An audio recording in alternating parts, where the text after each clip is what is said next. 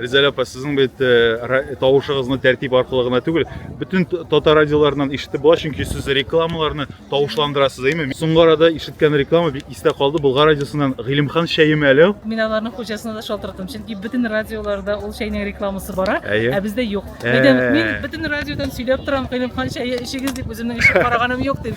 Шуңа алар белән дә хезмәттәшлек безнең менә башланып китәчәк. Һәм бер шундый нәрсә бар. Ассаламу алейкум.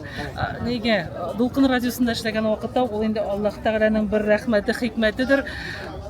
Бер җитәкченең әйткәне хәтердә калган. Җыелыш барганда баш мөхәррир инде аны ди, менә хәзер ди кем турында сүз бара ди, мин ди бер җитәкченең сүзен сезгә әйтеп күрсәтәм ди, тыңлагыз әле ди. Сездәге бер кыз шул хәтле рәхәт итеп тукмайчы тавышы белән сөйли. Бу мин булып чыктым. Ул вакытта әле миңа 25 яшь инде, яшь дип әйтәм, чагыштырмача 25 елда икән инде ул. Әйе. Менә ул ниндидер барбер Аллаһ Тәгалә теге ашыйсы килмәгән кешене дә кызыктырып ашата торган, тәмле итеп сөйли торган кеш биргән инде. Ә үзегезнең Гыйлемхан Шәйн эчкәнегез бармы? Алдым. Ошадымысың? Әйе, ошады, аның төрлесе бар.